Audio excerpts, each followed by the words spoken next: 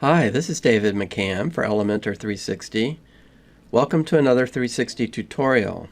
In this video, I want to look at conditional display using dynamic content for Elementor. Imagine you have a website for your walk-in business, say a small sandwich shop. You are closed on Saturdays and Sundays.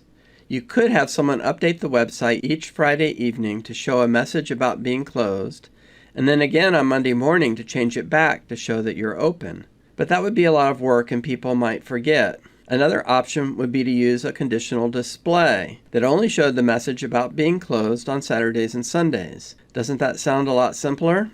There are a lot of potential use cases for a conditional display feature. Perhaps you want to show a holiday notice, share a message with logged-in users, or personalize a page for more engagement. In this tutorial, I want to look at the Dynamic Visibility extension that is part of the Dynamic Content for Elementor add-on. Sometimes you may want to show or hide content on a page according to a special condition. Dynamic Content for Elementor provides a large number of options for showing or hiding a section or widgets on the page, and has a large number of condition types to choose from. I have a demo site set up for a fictitious birdwatching club. On their Sign Up for Membership page, they have a section telling the benefits of joining and the pricing grid. I added this section here for their March promotional membership drive. And here they have a 10% off coupon code, and this is the Dynamic Content for Elementor Copy to Clipboard button. There is a tutorial about using this on the Elementor 360 website. The first thing I want to show you is that if we right-click on this section, there's an option to hide on front end. And when we click that, that allows us to keep working on this section, but it not show on the front end to visitors. So this is a nice convenience feature. And when we do that, you notice there's a very faint red line around the section. And that's your reminder that this section has some display options applied. When you install dynamic content for Elementor, you get an extra tab in the settings panel for visibility. So note that the enable visibility is toggled on and always hide is toggled on. That's the result of our right-clicking here and choosing don't show in the front end. I'm going to turn that off. And if we go back and now and look at the toggle, you'll see that it's off. If you want to use any of the conditional display options, you're going to have to toggle on Enable Invisibility. There's the Always Hide option. There's the option to keep HTML, which is what you'd use if you want to have, say, a section or an element show or hide. You need to keep it on the page and just hide it when the condition is met. There's Display Mode, which has two buttons. This is Show It if the condition is met, and this is Hide It if the condition is met. There's also a Debug option here. When you toggle on the Debug option, it shows in a little dialog here which conditions you have active, and that can be helpful if you're trying to troubleshoot. At the top are the general visibility settings, and at the bottom is a fallback option. The fallback is used when no condition applies. When you toggle on the fallback option, you can show a text message from this button, or you can set up a template to show instead. Here, for example, I have a membership fallback template. In between the high-level visibility settings and the fallback settings is the list of conditional display categories you can apply. There's user and role, device and browser, date time, post related, archive related, context related, which is the page context, WooCommerce related, an option for randomly showing a certain percentage of the time, a custom condition, events such as clicking on a button, and some backwards compatibility options if you are upgrading from a previous version. We won't be using the backwards compatibility or the fallback options, but I will look at these others. The first one I want to look at is the date time option. There's a toggle here at the top for showing dynamic dates, and when you turn it on, what you have here is a date range, and the parameters are date time parameters. Notice most of these have a dynamic tags option, which means you can select the values from the database from the post record. In addition to the date time options, there's a period option where you just enter a month and day for the start and the end. There's an option for days of the week, so you can select the days of the week where you want your condition to apply. And finally, there is a time field for the time start and end. So since this is a March membership drive, we'll enter the dates for March, 03-01 for start, and 03-31 for end. So I'm going to save this, and the expectation is that since this is March, if we look at the page, this special section will show because it meets this condition. So let's go take a look. And yes, there is our special membership drive section showing with our coupon. Because we have this date range conditional display set, we could add this section before March and it would start showing automatically on March 1st. Or if we forget to disable it in the beginning of April, we would be safe knowing that it won't show because the conditions are no longer met. I've added a second section with a special Facebook coupon for 20% off. This is in addition to the default membership discount code of 10% off. Our birdwatching club has a Facebook group and they want to give their Facebook members a special discount. How do we accomplish that? What we want to do is show the Facebook coupon if the site visitors come from Facebook. Otherwise, we want to show the default. So the first thing I'm going to do is remove the date time condition that we created earlier. That's because no matter what other conditions we set here, this will always be true and this section will show. So in order to be able to toggle it off, I need to use a different set of conditions. What I'm going to use instead are the context conditions. In the context section, you have the option to enter a parameter. This is going to be the variable that's tested. Or you can use some site variables, and there's a drop down with those. And you can limit, if you want to, the maximum number of times that the section would display, either per day or in total. So what we're going to do is we're going to have a page on Facebook, and the link is going to have a variable in it called Facebook, a URL variable. And so when you type a parameter in here, you get some options for the type of method to use. There's the get method, which is the URL. There's post, which is when a form is submitted. There's request, which might be a AJAX request. There's cookie, and there's server variables. So we're going to use the get variable. It's going to come on the URL. Then there are also buttons for the parameter status. There not is set, so if the variable doesn't exist. There's if it is set, then if the variable exists, then there is a defined value. When you click this one, you get to type in, and this would be, for example, Facebook equals true or Facebook equals false. But what we're going to use is this one. We're going to say if there's no Facebook variable on the URL, then show this section here. So let's save, and we're going to go check it out. So here's the page on my development site, and you can see on the URL that there is no Facebook parameter. When we scroll down to look at the section, we can see, yes, our section shows. But so does the other one. So we still have some work to do. Let's go back into the Elementor editor. This one is working correctly, but this doesn't have a condition set yet. We'll turn on visibility, and we'll have display mode is show. We'll go down to the context display options again, and we'll again enter our Facebook parameter. We'll stay with a get, so it's on the URL. And this time, instead of not is set, we'll go if it is set. So what we want is if the visitor is coming from Facebook and it has the Facebook parameter in the URL, then show this one, otherwise don't show it. So I'm going to save this, and now let's go back and refresh our page.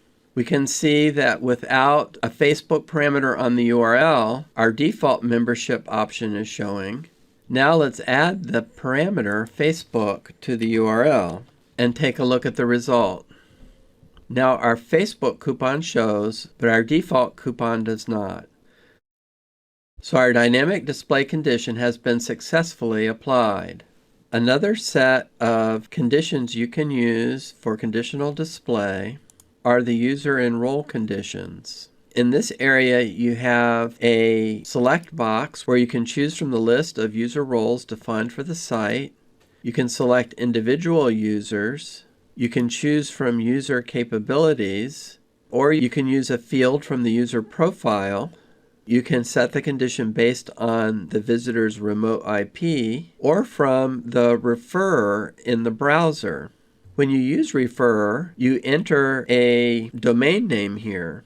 Now we could have used the referrer option for our conditional display of the coupon code, but while Facebook is pretty good at sending the referrer, if you're using WordPress and you set your link to open in a new window, WordPress will automatically add the no referrer tag to your link, so it's not 100% reliable.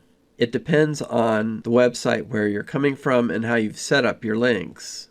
What I've done here is I've added another section. This says, welcome member. If you want to purchase a gift membership, then please call member services. So this is a membership website. If the user is logged in, then they're already a member and they shouldn't be buying here because they should be filling out their renewal form. So what I want to do is show this section if the user is logged in and hide it if it's just a visitor and they're not logged in. So to do that, I'm going to choose this first option, visitor not logged in. And I'm going to go up to the visibility options and click hide. So what this rule says is hide this if it's a visitor who's not logged in and show it if the user is logged in. Now I'm going to go back to our test page, and since I'm logged in here now, I expect to see this welcome member message. I'm going to hit refresh, and here's the message. So I'll grab this URL and add a new incognito tab, and we'll check it for a user who's not logged in. And let's scroll down and see. And yes, when the user is not logged in, that message doesn't show. So I've looked at the user enroll, I've looked at the date and time, and I've looked at the context option. As you can see, there are quite a few other conditional display options also. Device and browser lets you show or hide something based on the type of device, whether it's desktop, mobile, or tablet, or by browser. For example, if you don't support Internet Explorer, you could show a section saying please upgrade or Internet Explorer is not supported. The post conditions apply to the post or page being viewed. There's the option for current post, global, and for static. In static, you would enter a post ID, so you could apply a display condition just for certain posts. For global, you might use that in a loop on an archive. Here you can select what post type it is. You can select the post title. You can select the taxonomy. And if you choose a taxonomy, then it gives you an option to choose the taxonomy term. You can use a field. You can even do a post format. If it's a page and it's hierarchical, you can set a condition based on where that page is in the hierarchy. And you can set conditional tags for a post, like if it's a sticky or not, or if it's the home page or not, and so on. Archive is like the post, however, it's much simpler. These are all the different types of archives that we have for WordPress. So for example, if you wanted to show just for the author archive, you could show an author box with the author's picture and information about them. I don't have WooCommerce installed, so we're not going to see anything for that. There is an option for a random number. And this is the percentage. So if you wanted to show a box 50% of the time, say you were doing an A/B test or something, then you could use this random option. Then there's a custom condition option where you can put in your own PHP code, and as long as it returns true or false, you can use it to show or hide your section or widget, and you can use any WordPress variables or functions that are available. Then there's an events option, and this is on-page events like clicking a button. And you can see here you would enter a class ID. You can show an animation or not. You can hide other elements by putting their class ID in. And this toggle here is if it's hidden already, then it will show it, and vice versa. Or you can apply the condition to on-page load instead of on-click. Let's try that out. And to do that, I'm going to go and add a new text section here. And we'll put in a message. Let's center it. Okay, now let's apply our dynamic condition. So what we want is when someone clicks this button, this will hide. So first thing we have to do is we're going to go to the button, and we are going to go to Advanced, and we're going to enter a class ID without the period. We'll call it Join Button. And now we're going to go onto this text box and edit it and go to the display options, turn on the display. We have to keep the HTML for the event condition, and what we want is to hide it when the button is clicked. So we go to the events. This time we add the period in front of the class name. And we're going to do toggle. So since it's showing, it should hide when someone clicks this button. Let's click update and we'll go test it. So let's go back to this page. We'll refresh. And here's our text field. Let's click the button. And the message is gone. So that was working. So that's an example of using the events condition. In conclusion, we've looked at the conditional display options of the Dynamic Content for Elementor add-on.